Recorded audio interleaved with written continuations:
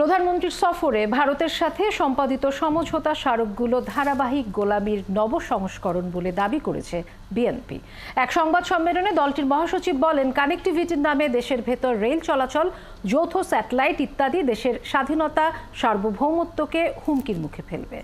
আরও জানাচ্ছেন শফিক আহমেদ।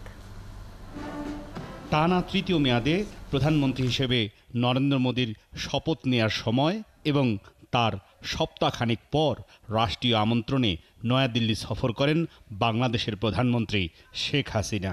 সবশেষ সফরে ভারতের সাথে কানেক্টিভিটি, রেল যোগাযোগ, যৌথ স্যাটেলাইট তৈরি, প্রতিরক্ষা এবং আইসিটি খাতে পুরনো এবং নতুন মিলিয়ে 10টি চুক্তি এবং সমঝোতা স্মারক সই হয়।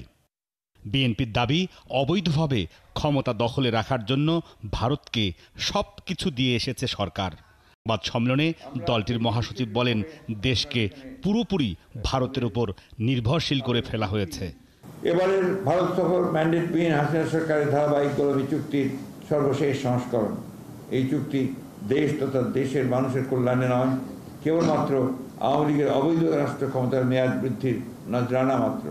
মির্জা ফখরুল ইসলাম আলমগীরের দাবি, দেশের স্থল, নৌ, এমনকি আকাশ ভারতের দখলে।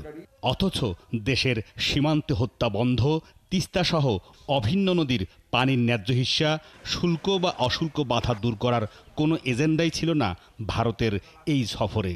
ডিজিটাল পার্টনারশিপ, গ্রিন পার্টনারশিপ, সমুদ্র সহযোগিতা ও সুনীল অর্থনীতি ইত্যাদি নানা নাম দিয়ে যে 10টি সমঝোতা স্মারক স্বাক্ষরিত হলো, তাতে বাংলাদেশের প্রাপ্তি শূন্য। বাংলাদেশের স্বার্থ সংরক্ষণের চাইতে ভারতের কাছে শেখ হাসিনার কৃতজ্ঞতা প্রকাশের দায়বদ্ধতা থেকে এইসব সমঝোতা সই হয়েছে, তা জনগণের কাছে স্পষ্ট।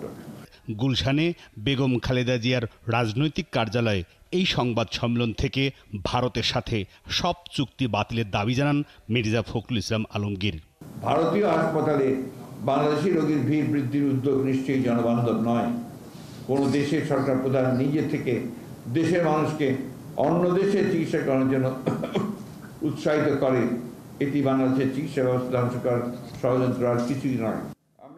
শফিক আহমেদ, ৭১, ঢাকা।